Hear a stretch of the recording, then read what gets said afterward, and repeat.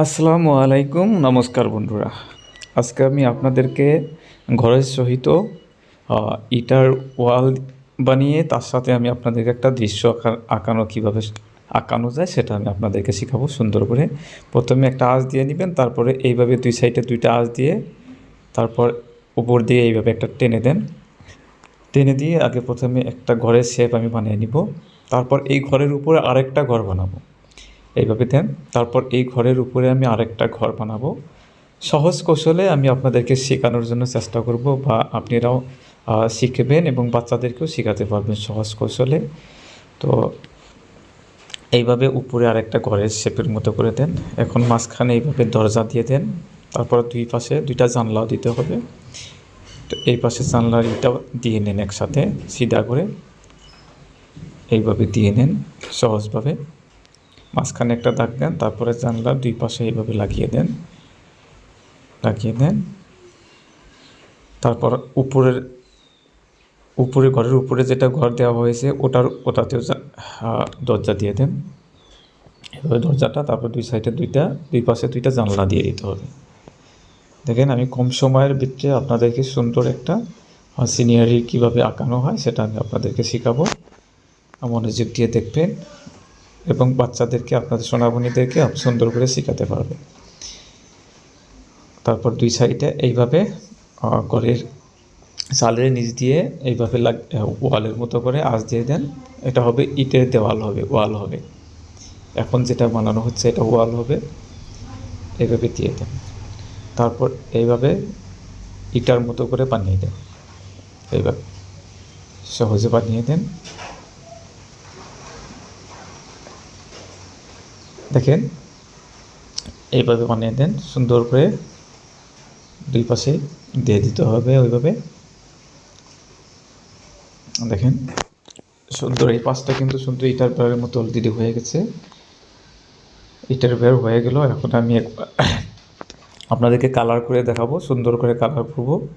এই পাশে একটা রাস্তা বানিয়ে দেন, দুই পাশে দৃশ্য প্রায় সম্পূর্ণ হয়ে গেলো। একটা গাছ দিতে হবে এই পাশে বি শেপের একটা দিয়ে, তারপরে এইভাবে গাছটা টেনে দেন সুন্দর করে, একটা গাছ হয়ে গেল। তারপর উপর দিকে এইভাবে আস্তে আস্তে ঘুরিয়ে গাছের শেপ বানিয়ে দেন।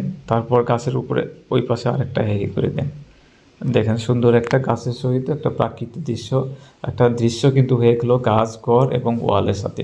এখন আমি কালার করব। ঘরের চালটাতে প্রথমে নিচের সাইডটাতে লাল রং করে নেব, এইভাবে করে নেন। তারপর উপরের দিকটাতে আমি ইয়েলো কালার করব। নিচের সাইডটা এইভাবে কালার করে নেন এবং জানলারও নিচের সাইডে এইভাবে কালার করে নিতে হবে। তো এখানে একটু মুছে নেওয়া বাকি ছিল, এটা মুছে নিলাম।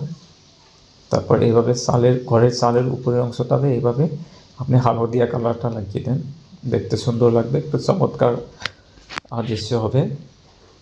সো দেখেন, আশা করি আপনাদের সবার এই ভিডিওটা ভালো লাগবে। আর আমি ভিডিও আরম্ভের প্রথমেই বলছি আপনাদেরকে, ভিডিওটা ভালো লাগবে আপনাদের সাপোর্ট, যেহেতু আমাদের সবসময় প্রয়োজন, আপনারা সবসময় পাশে থাকবেন।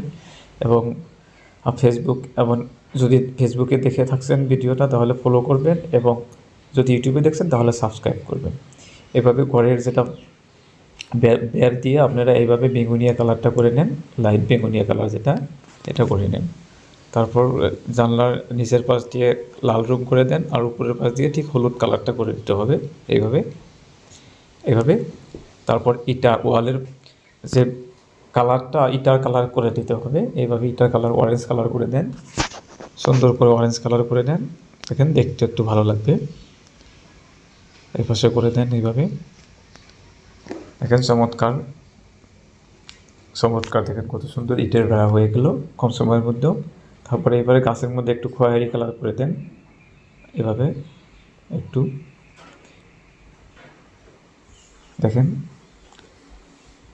তারপর গাছের উপরের অংশটাতে লাইট কালার করবো, লাইট গ্রিন কালারটা আমি করে দেবো উপরের অংশটাতে। তারপর নিচের অংশটাতে ডিপ গ্রিন কালারটা করে দেব এইভাবে। এখন ডিপ গ্রিন কালারটা করা হচ্ছে, দেখেন সুন্দর করে। এভাবে আপনারা করে দিতে পারবেন এবং বাচ্চাদেরকেও সুন্দর করে শেখাতে পারবেন।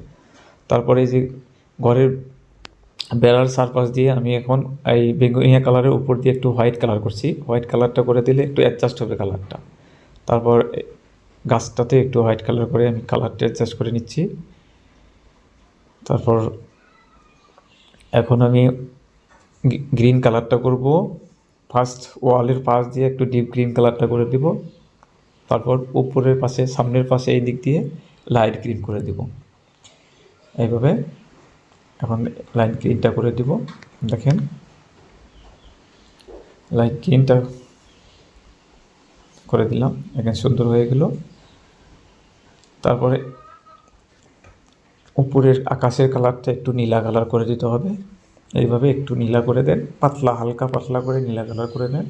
ছবিটা দেখতে একটু চমৎকার লাগবে, আরও একটু ভালো লাগবে। তারপর তার উপর দিয়ে একটু বগা কালার করে দিবেন অ্যাডজাস্ট করার জন্য। এখানে দরজাতে কালার করা বাকি ছিল, সো এখানে দরজার কালারটাও সেম করে দিলাম।